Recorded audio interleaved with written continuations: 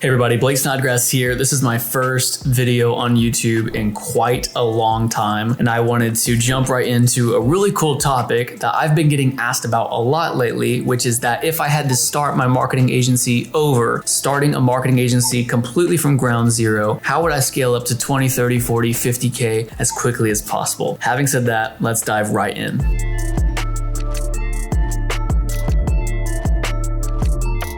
So before we get going, I feel like I kind of owe you an explanation of why I've been super quiet on this channel over the past couple months. One thing we've been really focused on is Agency Collective, which is our marketing agency community. We consult hands-on with agency owners to help them develop their lead generation strategies, their offer, their pricing, their pitch, their onboarding process, their fulfillment, their account management, etc. Everything you need to grow your business. We talk about the 6 pillars of a marketing agency being lead generation, sales process, closing, onboarding, fulfillment, account management. All of those pillars have to be in place in order for your agency to start growing. And so what we do is we help you install and implement those pillars into your agency to help automate the agency so it can start to scale and grow while also being completely automated and sustainable. So I could tell you more about that in the future, but let's dive into the topic at hand. So if I had to start over and I wanted to launch an agency and get to numbers like 30, 40, 50K per month as quickly as possible, I would need to keep those 6 pillars I just mentioned in mind. Remember, the 6 pillars of a marketing agency are lead generation, sales process, closing, onboarding, fulfillment, and account management. If you wanted to boil all that down into 3 even simpler buckets, it's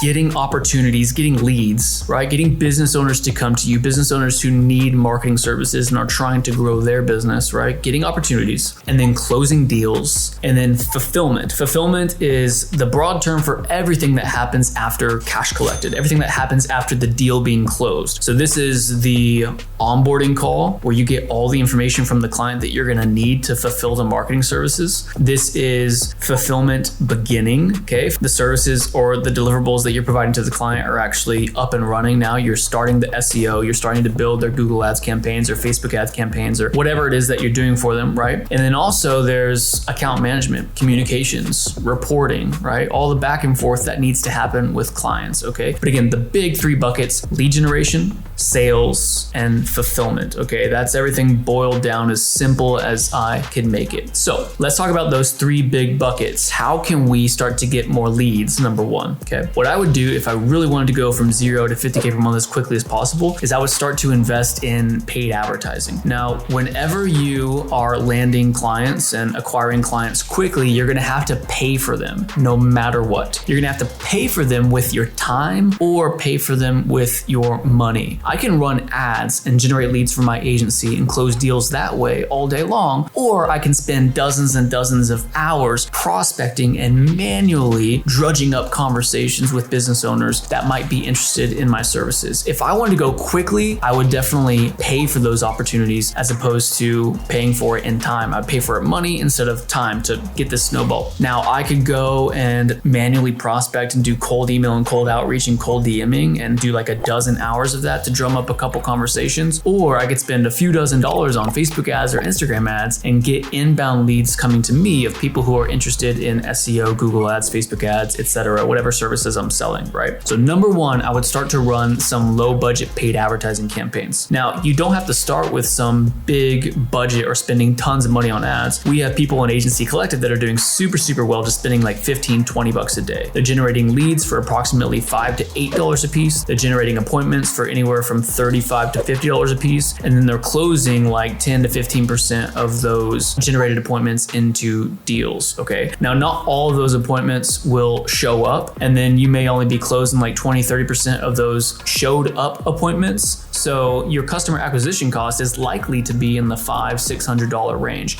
but that's really good. If you're selling the same types of services that I was selling, you're gonna be pitching SEO and Google ads, etc., for $1,500 a month, $2,500 a month, $3,500 a month or more, okay? So if I can acquire a client for $500 customer acquisition cost, and that client's paying me, let's say 2K a month, that's called a really good positive ROI, okay? Ask anyone in any other industry and they will tell you if they could acquire customers for $500 and those customers are going to pay them $2,000 a month, they will spend literally as much money as humanly possible on whatever marketing channel is providing that ROI, okay? And that's what it was for us. We were acquiring clients for $500, $600, $700 a piece and selling them services for $2,000, $2,500 a month or so. So now that we've talked about lead generation, Facebook ads, Google ads, TikTok ads, YouTube ads, there are many ways to do it. After you generate those leads, you have to make sure you have your pricing and your pitch dialed in, okay? Your offer, how you structure your pricing for different services, and then how you go about the sales conversation, okay? And the sales process in general, what that flow looks like. For our agency, we did a 2-call close, okay? It was an intro call. So whenever that lead or appointment came in from our advertising, we did an intro call with them where we would qualify them. We would ask some triage questions or pre-qualifying questions to make sure it was a good fit and make sure they were qualified. And then if they were qualified, we would go ahead and set the demo call, which was like a full-blown sales call that we did on Zoom. And we would try to set that for like one day after the intro call or as soon as possible. Now on that demo call, we had an 8-step sales process that we utilized to close clients on Zoom. And actually on my YouTube channel, we have a full-blown training of that 8-step sales process. So I highly recommend checking that out. But in summary, whenever you get someone on the sales call, you're gonna do intro and rapport. So you introduce yourself and start to build up some rapport and quick chat, things like that, okay? Number 2, you're gonna start asking them questions about their business. This is where we go into the discovery portion of the conversation. This is the most important part of the sales conversation. If you can dig deep and ask them questions about their business and what challenges or bottlenecks or constraints they're facing, what they've tried for marketing and what's not working, and what they haven't tried and what they're thinking about doing, and what their current revenue level is at, and what they want their revenue level to be, and in what time frame, what's preventing them from getting there, and the opportunity cost of not getting there. If we ask all these super detailed questions about their pain points and how much they want to grow, we can get them what's called emotionally sold before we even start to talk to them about how our services even work and what we have to offer, etc., right? Regardless, discovery portion of the conversation is super important. And then we go into what I call the recap and transition. This is where we recap back to them what we've heard about their pain points and constraints and bottlenecks, etc., and make sure we're on the same page. And then we will transition into the pitch or education part of the sales conversation, okay? I'm gonna breeze through these last few parts, but after that, we will do the education and pitch, and then we will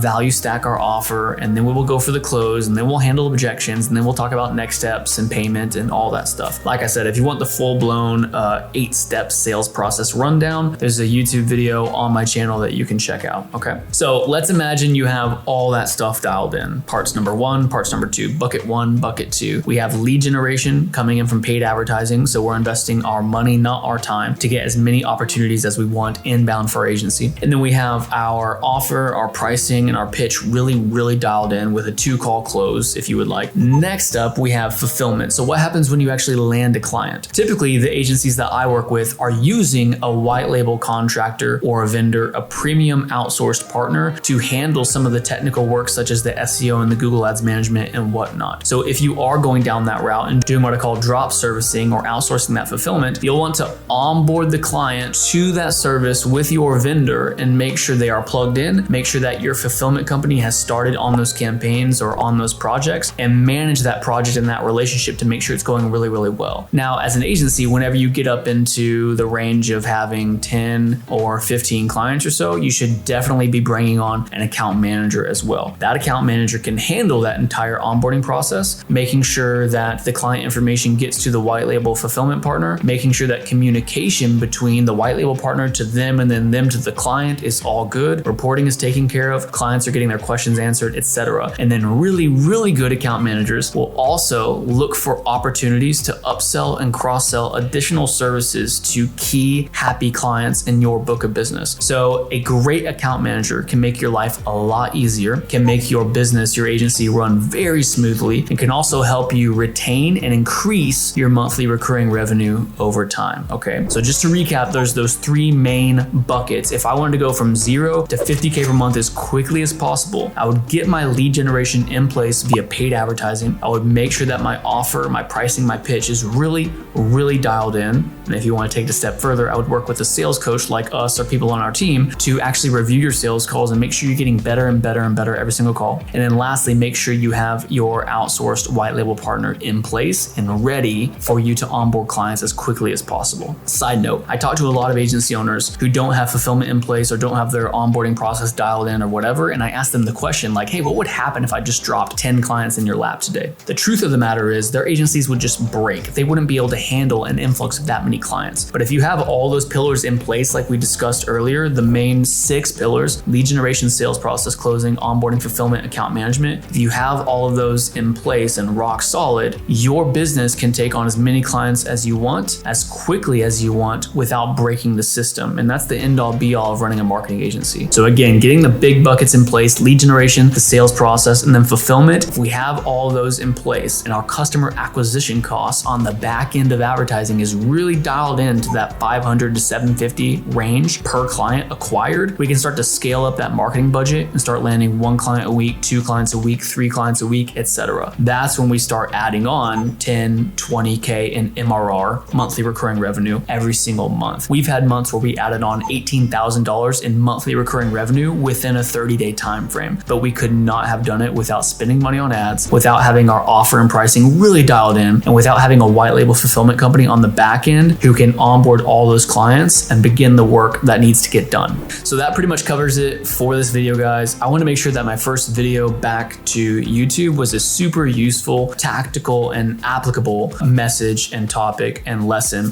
for you guys who are trying to grow your agencies as quickly as possible. Again, if I had to start all over and go from ground zero and try to get to like 50K per month as quickly as possible, maybe within like 6 months or so, this is the strategy I would do. Lead gen, sales process and closing, fulfillment. You have to get those big buckets in place, okay? If you're needing help with any of this stuff, always feel free to reach out. Probably the best way to do that is connect with me on Facebook or Instagram. Send me a message. We can help you out with your lead generation and your closing, and we can help you out by partnering you with the right white label vendors and whatnot. Just reach out. I'd be happy to help. Having said all that, if you are interested in watching the 8-step sales process video on my channel, feel free to click the button that's going to be somewhere around here and hop on over to that video. Having said that, I'll see you in the next one. Thanks.